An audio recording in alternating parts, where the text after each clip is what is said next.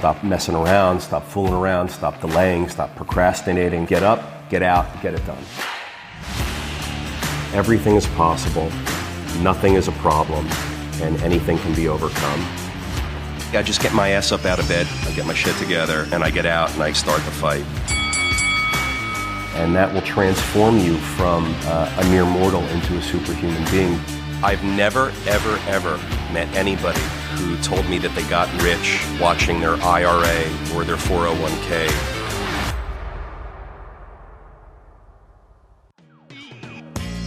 Welcome to the Daily Cash Flow. My name is George Robson. My name is Peter Siegel. Peter, I was reading about an uptick in furnished turnkey residences, and I was wondering, have you seen that desire in potential tenants in your business? You know, not in my business. I specifically cast a net for renters in the marketplace who are looking for long-term unfurnished rentals. I mean, that's what I do. Right. Portfolio-wide, categorically, that's what I do. I intentionally avoid furnished offerings or variations of a furnished offering. When someone in my business does a furnished or partly furnished rental offering, usually it's associated with short-term rentals or seasonal rentals. I just don't do it. I've chosen not to do it. I mean, it's a completely different business. I mean, it's rentals, but it's such a different business. Here's why. Banks don't want to lend on short-term or seasonal leases. I mean, that's a big factor right there. It's almost game over. It's so management intensive. Managing annual leases is already management intensive enough. I don't want more of it. So having multiple turnovers per year in the same unit would just eat up so much time and so much of our resources that it wouldn't make any sense for us. So if I can't get a bank to give me 70-75% LTV, and if I have to overspend at the SG&A level with my maintenance crews to do unit turns and repairs and maintenance, it's just not going to work. So I don't do it. I know a lot of people out there look for that kind of thing. The VRBO and the vacation rental sites have Airbnb have made all of that more popular and sexy over the past several years because they make it so that you can rent your house out or you can rent your second home and really not have it be a second home. You can really have it be a rental property, and you can manage rentals and applicants coming in from these websites, and maybe in 10 years it'll be a second home once you pay it off or something. I see a lot of people doing that. But for me, I don't see the demand there for me because I'm not casting that net. I'm not looking for that. Completely different business model. We have one project right now down the road from where we're filming this. It's an oceanfront project. It's a vintage building. I bought it. It's a 36-unit building. I purchased it about a year and a half ago. And I've been renovating units slowly and surely, and we're doing a renovation in that property where we're providing built-in cabinetry and storage with a Murphy bed system that pulls out into a desk and seating area, and it's non-movable. I mean, it stays fixed in the apartment when the tenant moves out. That installation stays in the apartment. It's mine. I own it, and it's there for the next tenant to come in. It pulls down to a queen-size bed. The tenant simply needs to bring their queen-size mattress and put it on the platform once it pulls out. I mean, it's really cool. The reason I did that is because these units are in a superior location. The building was in great shape. It's got great amenities, parking, ocean views. The units are really small. So in my marketplace, I'm looking for renters to come in the $1,600, $1,700, $1,800, $1,900, $2,000 a month price range. And typically, our units in the portfolio are larger than what's at this building. So what I did to make it a little sexier and to make it a little more amenity rich and make the decision easier for people to want to come in and rent, I did two things. Number one, I took down the walls that separate the bedroom from the living area and kitchen, made it one big open space, and I am installing movable doors, 3 doors on this side, 3 doors on this side to form a movable wall that you can open into a loft-like environment. We're closed for privacy in the sleeping area. That's the first thing. The second thing is I installed these Murphy bed storage area, seating area combo units to make it an easier sell so that when we're showing apartments and people are having a tough time envisioning all their furniture fitting in a smaller space than they had expected, we have it sort of laid out for them already. So except for that, we don't really do furnished offerings. And I don't even count that as a furnished offering. It's not really furnished. It's a Murphy bed with seating and storage. So, and it's done with an intent and a purpose to try and compensate for the unit itself just having less square footage than our normal product does. For those design choices, was that something that you had done before in other units, or what gave you the idea to do that? I've never done a movable wall. I've always wanted to. And I've never done a Murphy bed installation. Never thought that I'd want to, but when I saw the units and I started laying it out with my project manager and my leasing team, and we were thinking of what the talking points were and the selling points were for these units in their to-be renovated state, we kept on coming back to how small they were, but how great the views are and how great and superior the location is. And there's parking and there's outdoor space and there's huge light and air spaces, big window openings that we've even made larger. And so there's a lot of pluses to this property, but the spaces were small, so we had to compensate somehow.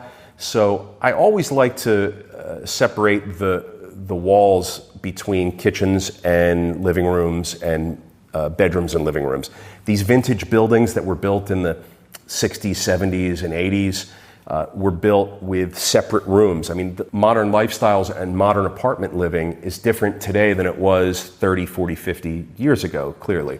So back then, it was normal and preferable to have a separate kitchen in a room and a separate bedroom and a separate living room, all separated by walls in a small 700 or 900 square foot space. Today, people want open space. They're inspired by loft living. They're inspired by artist studios where everything is just all within the same premises, and you sleep there, you lounge there, you cook there. There's a separate bathroom, of course. So I was inspired to make these smaller units as open and as spacious as possible. And when I did that, I realized that by taking down the demising walls between the rooms, it created the space, but it also created maybe a layout challenge. So it was really like a small loft. So it was fun to do, and we're just finishing up our first batches of renovations now, and they're leasing rapidly, so I think it was the right decision. It was really just understanding your tenant base and the desires that... Well, look, I mean, we're not... This property is not going to be appropriate for families with kids, regretfully, just because the spaces are small, and they were one-bedroom units to start with. So the candidates for one-bedroom units in my market here are going to be singles and couples, no kids. Typically, the demographic that we're seeing coming in are 20s, 30s, young 40-somethings. They want to be by the beach. They want to be by the ocean, by the parks that are coastally located. This particular property is located within very close proximity to lots of restaurants and shops and things like that. So we know for sure that we're going to get a lot of that age group. We know that we're going to get people that are in a certain income bracket. And so we didn't need to have large spaces with multiple bedrooms here, again, because we're getting mostly singles and occasionally some couples. You got to design your product for the target market, for sure. I mean, always, not in this building, but in every business and building and project, you have to know what your target audience is. And they've been appreciating and liking the Murphy beds and the movable walls. I mean, it's a really cool installation. When we have some pictures, I'll get them up and you can put them up on the screen. We can talk about this again. I'd like for everybody to see it. I'm pretty proud of it. Yeah. But it's been fun. That's cool. It's been a nice one. And the other part of my answer to your question on if I'm seeing increased demand for furnished rental offerings in my business is, I mean, it's an appropriate question. You've got this whole age group, the millennials and youngers, that are canceling everything, if I can hop on the cancel culture vernacular. And they're renting everything. They're renting apartments, which is great for me, but they're heavy on Uber. They're not owning cars. They're renting furniture. They're renting bed sheets. I mean, we're living in a culture where you can rent anything. These folks are renting bed sheets, linens, towels. I mean, I find it crazy. I would never rent bed sheets, but I get that people would want to.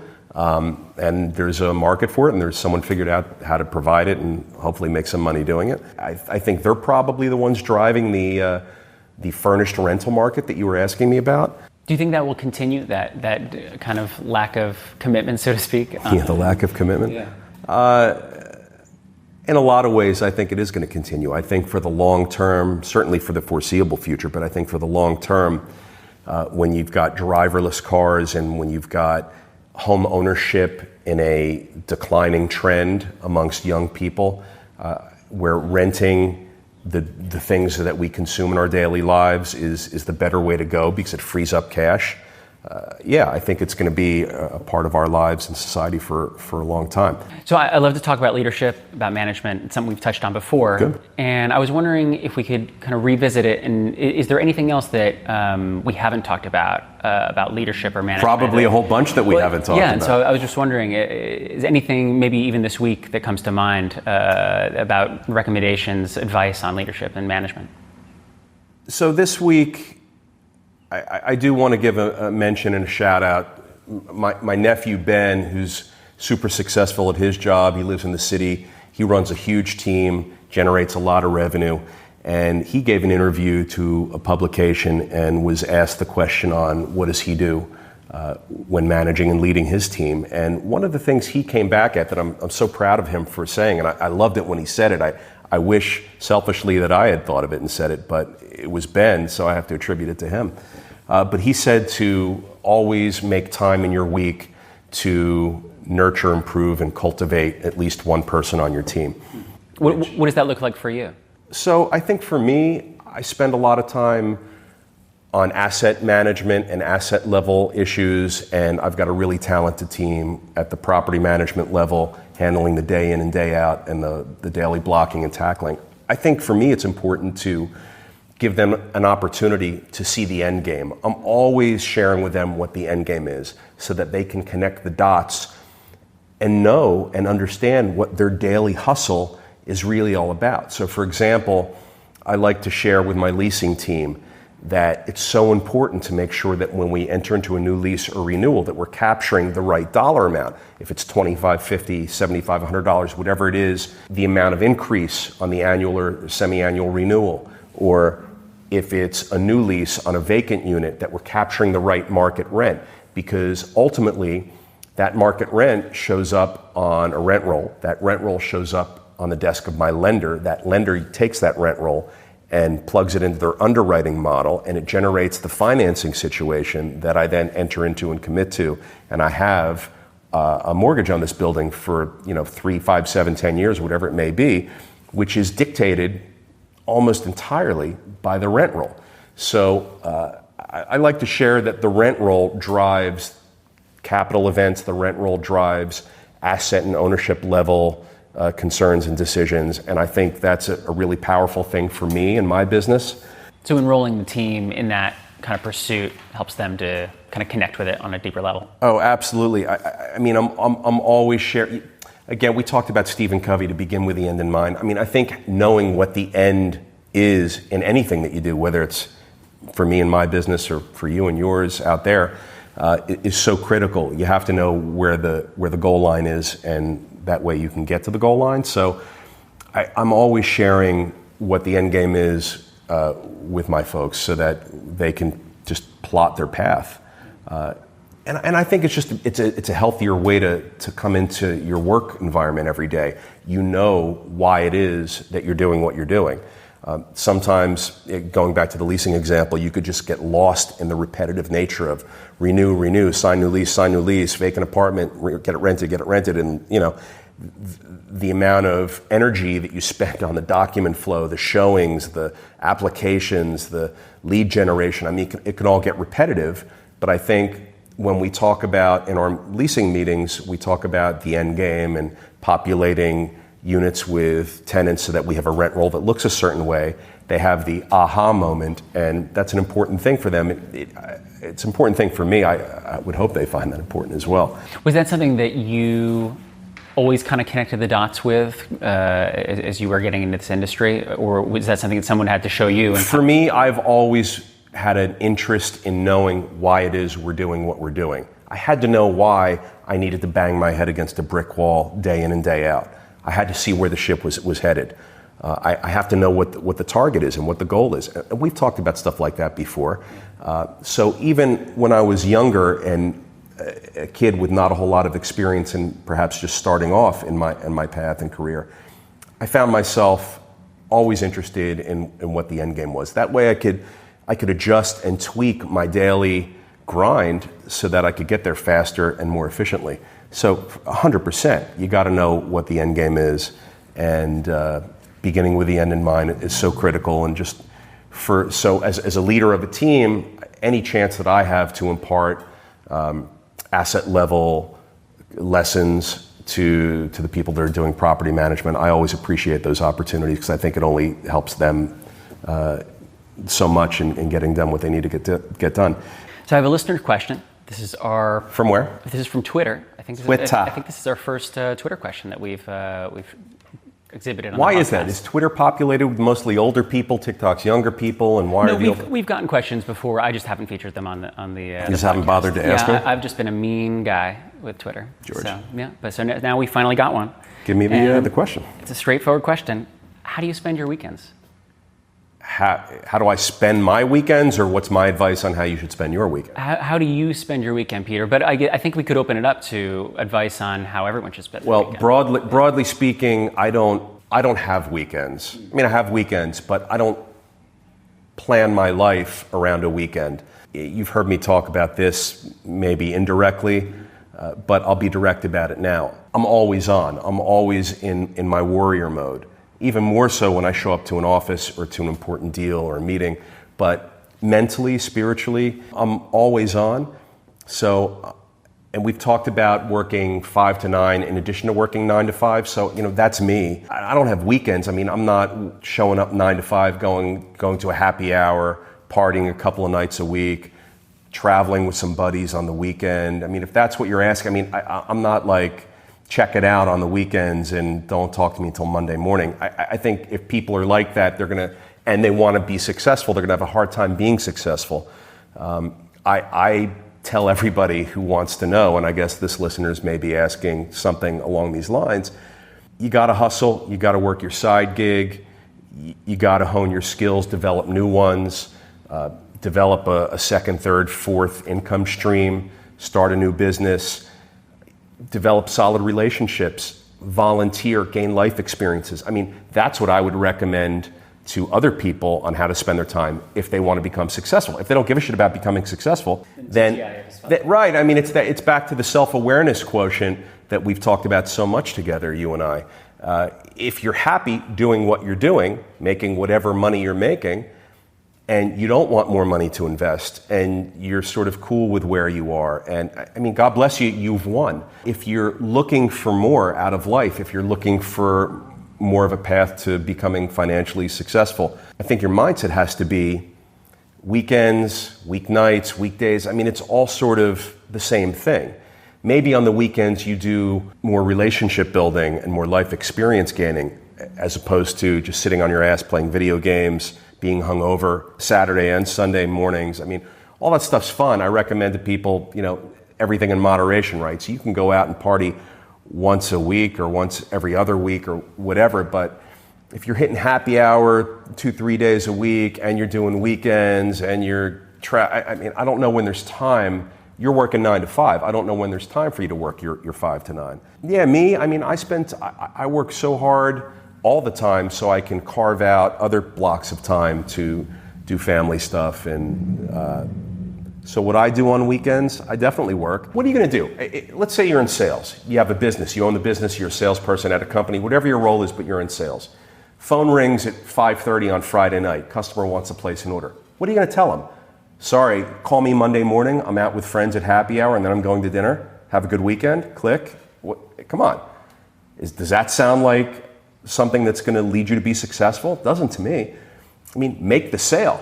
I mean, I'd be like, hey guys, hang on. I'm going to go take this call and try and close a sale and step out and make sure I have the sale closed. I'll come back an hour later and play catch up with my friends if I'm at happy hour or whatever the situation is. But, so for me, I'm always ready to field that grounder and take those shots. And opportunity knocks, you never know when. And you have to be ready to see it and seize upon it.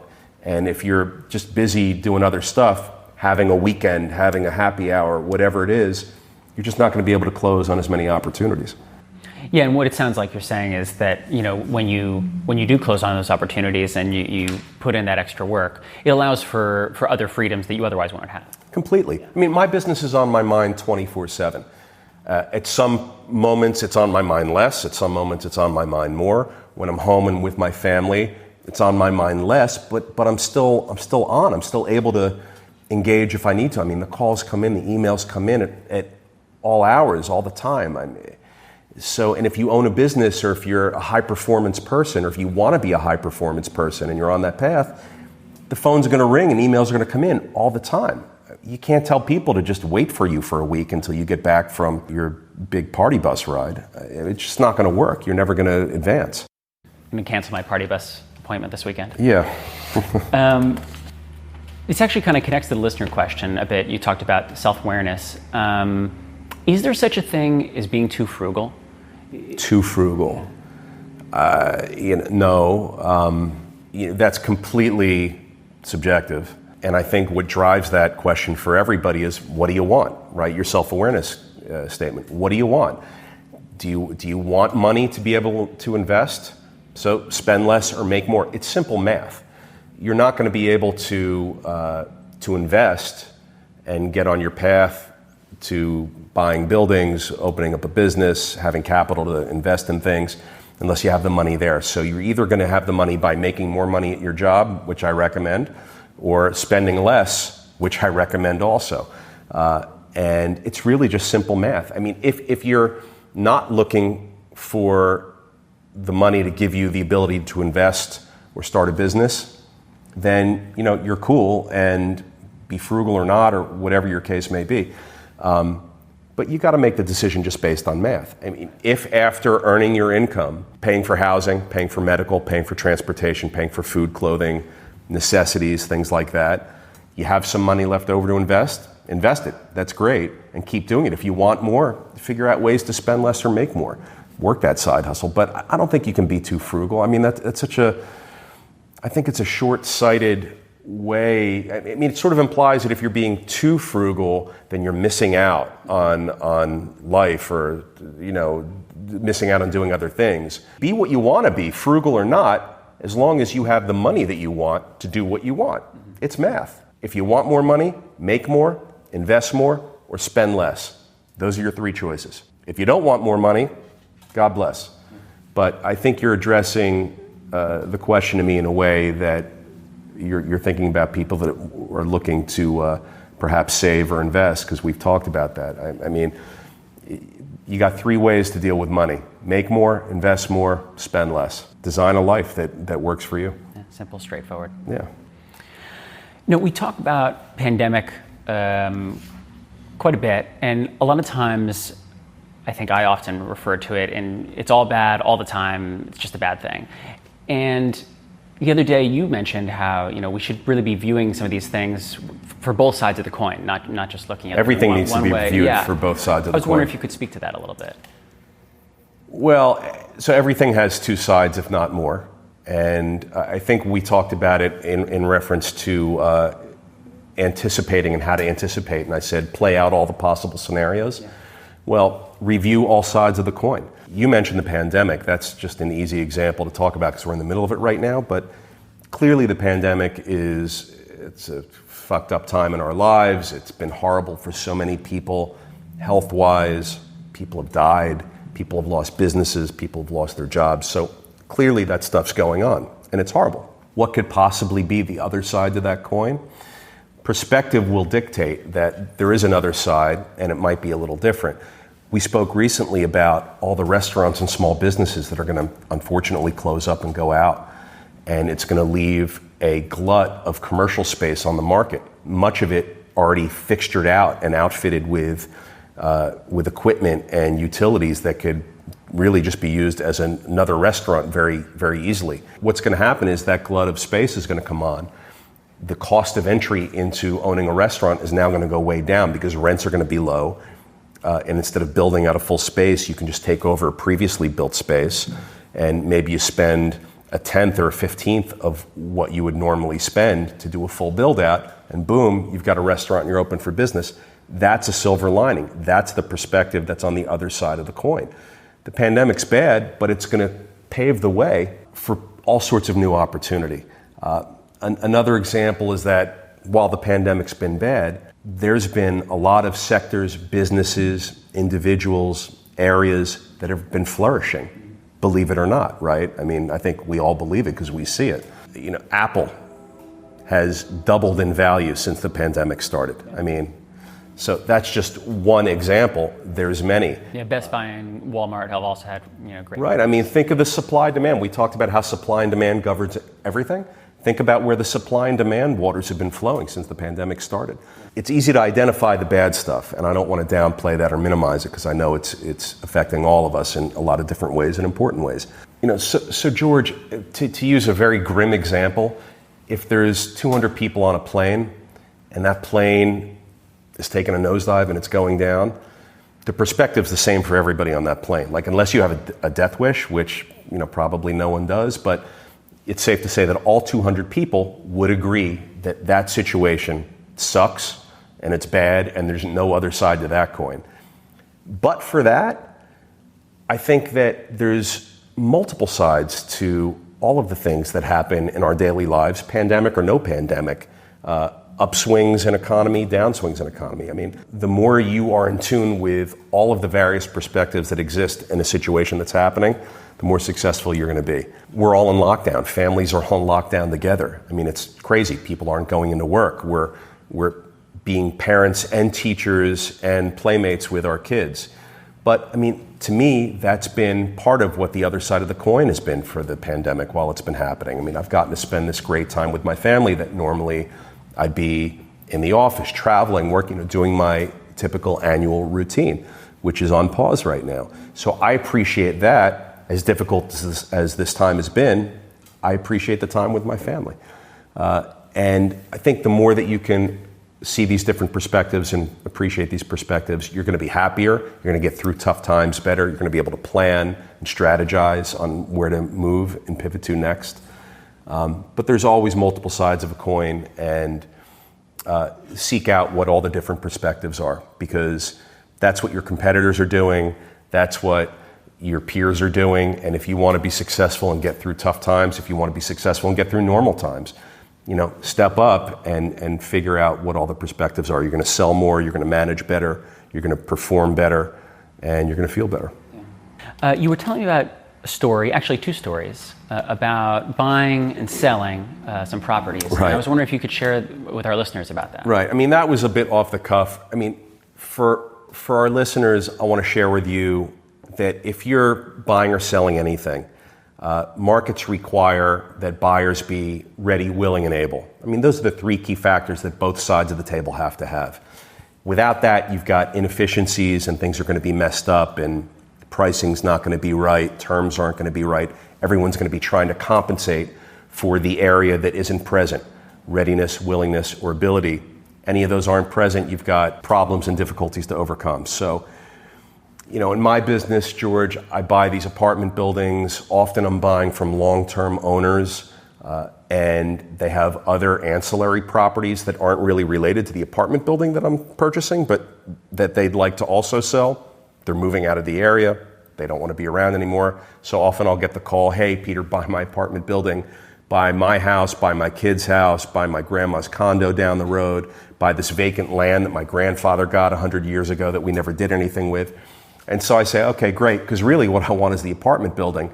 But in order to get to the apartment building, I have to sort of take everything off their hands and be a one-stop shop solution for them. Mm-hmm. And it happens all the time. I mean, it's inevitably, once a year, I get this scenario for the past 20 years, more. So I've got all this ancillary non-core property that I've got to figure out what to do with. I mean, it's not really an apartment building. It's not really part of my daily and weekly conveyor belt of management systems. So I usually sell it, and when I go to sell it, I engage a local broker, we'll put it up, just want to get fair market price and move on. So George, what we had recently that I was telling you about, we had a buyer saw a listing that I had for sale with a broker locally for a house, 5-bedroom house in our area. I don't need the house, so I'm selling it.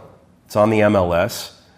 Buyer's looking, he's in the market. He lives 5 hours away in southern Maryland.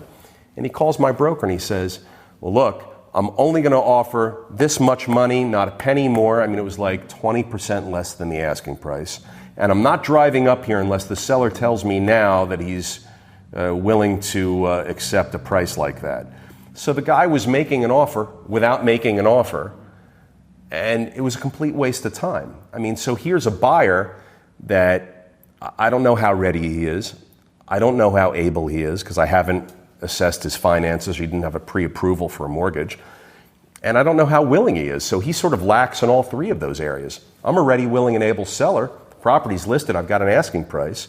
And here this joker wants to secure a showing appointment to come see the house by confirming with the seller that I'm willing to take a shitty lowball offer first. I mean, it was a weird way to go about it.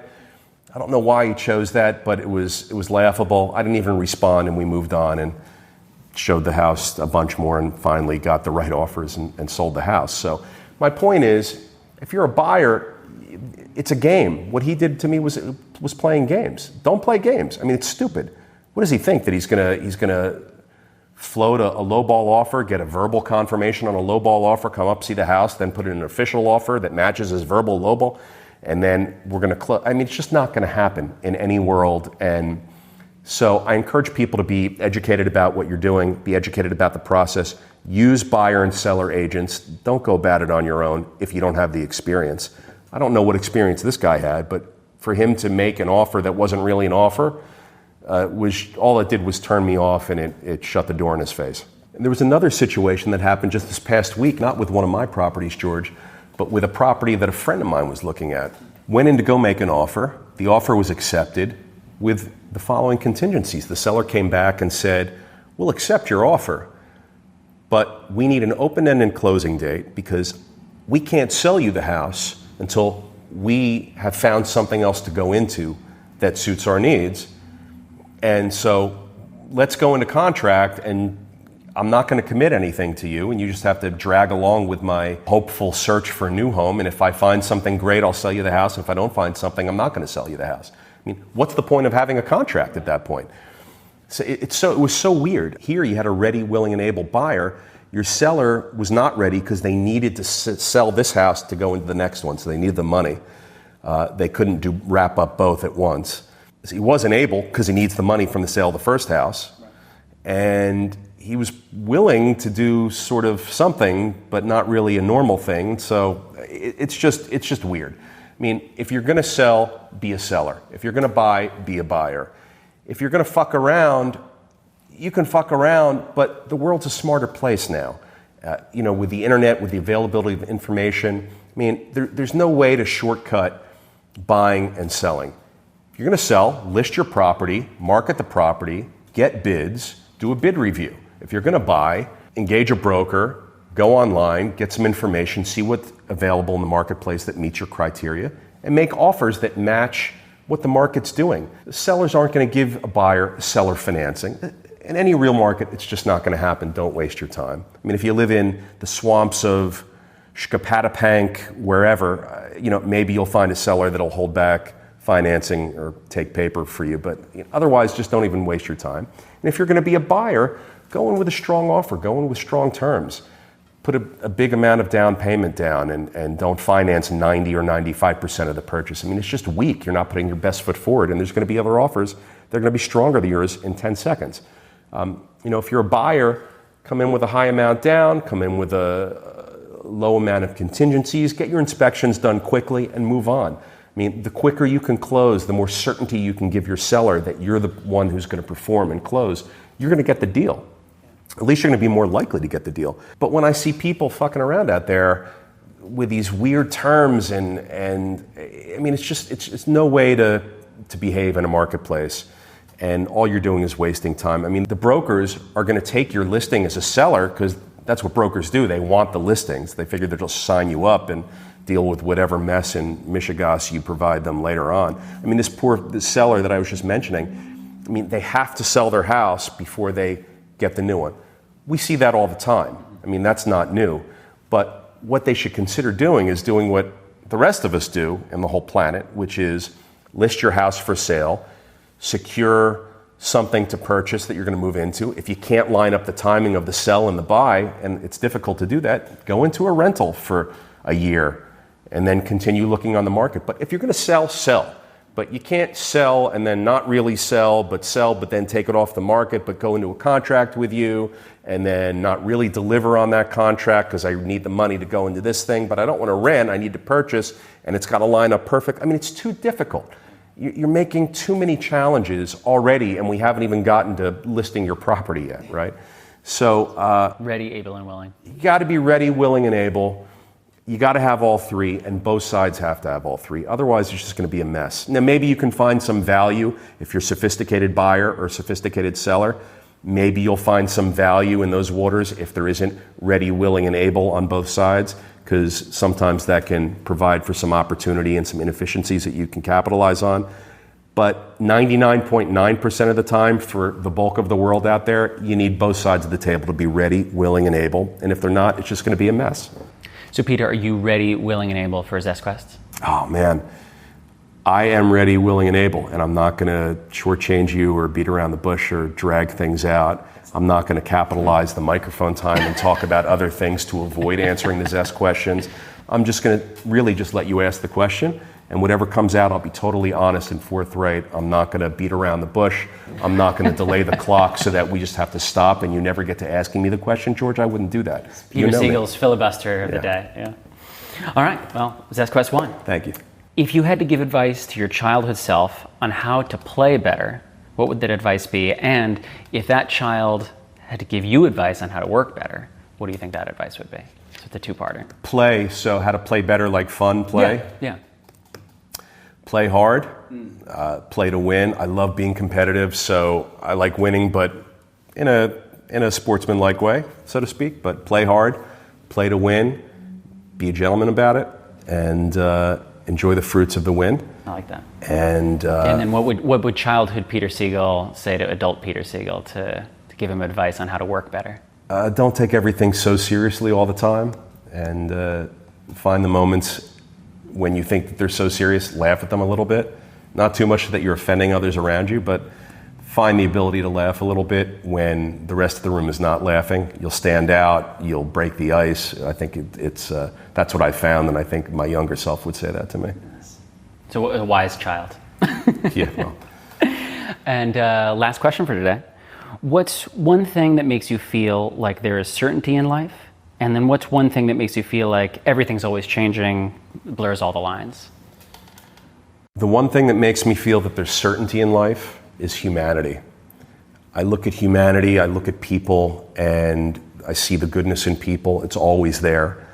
And I see the resilience of people. That's always there.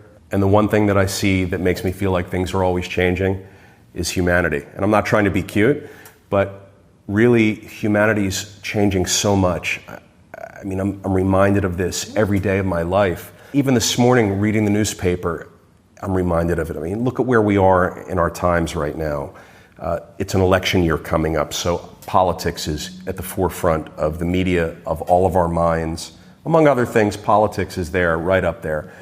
And, I remember a time when it used to be, we're all in this together, Democrat, Republican, whatever your stance was, and America is going to move forward, and we're all Americans, and we're all countrymen, and we're all sort of in the same ship. And now it's not really like that. It's like a brutal, bloody battle between the left and the right, and between me and you, and us and them, and the division in our country has evolved to such a place that, and I see that changing all the time towards the division side of the fence. And, keeping up with that is definitely challenging. I'd like to see less of that kind of change, but the more humanity stays the same, I think the more it changes. Yeah. All right. Well, I think that may be the deepest thing that we've talked about on this podcast. Please. Please, can we go back to the ridiculous stuff? Because I don't know that I do deep well. Sure, yeah. I'll come up with some fart jokes for the next podcast. Thank you. Yeah. All right, well, thanks for your time, Peter. I appreciate it. Thanks, George. Thank you, everybody.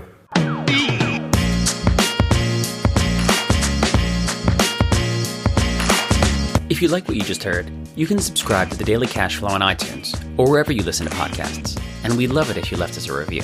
You can follow us on Twitter and Facebook @SiegelCap and on Instagram at Siegel.cap. As always, if you're an accredited investor, go to SiegelCapital.com and take our survey to see if you qualify to take part in one of our apartment building deals. That's SIEGEL Capital.com.